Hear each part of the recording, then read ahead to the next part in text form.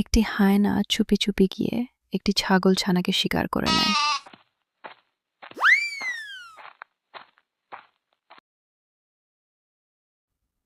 ছাগলটি বাড়ি ফিরে দেখল তার একটি বাচ্চা সেখানে নেই। আরে, আমার একটা বাচ্চা কোথায় গেল? সে কি জঙ্গলেই রয়ে গেছে? আমি তো আমার বাচ্চার দিকে খেয়ালই দিইনি। কোনো শিকারী তাকে আবার শিকার বানিয়ে ফেলেনি তো?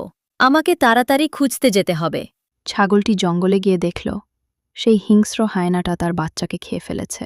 হে ভগবান, এই হিংস্র হায়নাটা তো আমার বাচ্চাকে খেয়ে ফেলেছে। আমি যদি একে কিছু বলি তাহলে এ আমাকেও ছিঁড়ে খেয়ে ফেলবে। এক কাজ করি, মহারাজের কাছে গিয়ে এর নামে নালিশ করি। তিনি একে উচিত শিক্ষা দেবেন। আর ছাগলটি সোজা মহারাজের কাছে চলে গেল।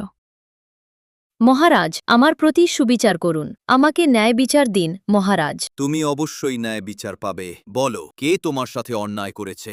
মহারাজ, একটা হায়না আমার বাচ্চাকে মেরে ফেলেছে, আর সে তার মাংস খাচ্ছে। আপনি তাকে এমন কঠোর শাস্তি দিন যাতে সে আর কখনো কারো বাচ্চাকে নিজের শিকার বানাতে না পারে। তুমি চিন্তা করো না, তুমি অবশ্যই ন্যায় বিচার পাবে। মহামন্ত্রী, তুমি এক্ষুনি যাও আর সেই হায়নাকে আমাদের দরবারে ডেকে নিয়ে এসো।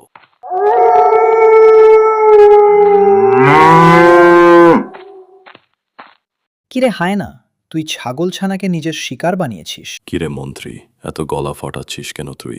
আমি কি তোর বাচ্চাকে শিকার করেছি নাকি? একটা ছাগলের বাচ্চাই তো ছিল। আমার খিদে পেয়েছিল তাই ধরে খেয়ে নিয়েছি। এর মধ্যে ভুল কি আছে? ঠিক আর ভুলের বিচার করার তুই কে? ঠিক আর ভুলের বিচার মহারাজ কর। তোকে আমার সাথে দরবারে যেতে হবে। চল আমার সাথে। আমার বিচার করার মহারাজকে, যার গায়ে জোর বেশি সে নিজেই নিজের বিচার কর। যা, আমি যাব না তোর সাথে। তুই যদি আমার সাথে না যাস তাহলে আমি তোকে জ্যান্ত অথবা মরা যেভাবেই হোক ধরে নিয়ে যাব। আর তোকে যে কোনো অবস্থাতেই মহারাজের দরবারে যেতেই হবে। তাই ভালো চাস তো জ্যান্তই চলো। আমার তো মনে হচ্ছে মন্ত্রী, তোকেই তোর দরবারে মরা অবস্থায় পৌঁছাতে হবে। আমি চাই না যে মহারাজের সাথে আমার কোনো ঝামেলা হোক, কিন্তু তুই আমাকে ঝামেলা করতে বাধ্য করলি।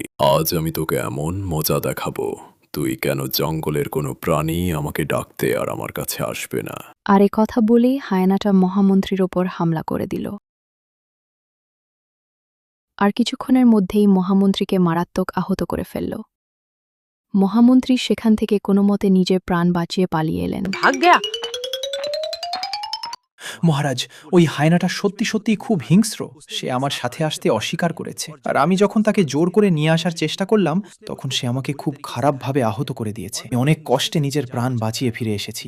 আমার মনে হয় না জঙ্গলের কোনো প্রাণী তাকে ধরে আপনার কাছে আনতে পারবে। কোনো ব্যাপার না মহামন্ত্রী, আমরা নিজেরাই ওর কাছে যাব আর ওকে উপযুক্ত শাস্তিও দেব।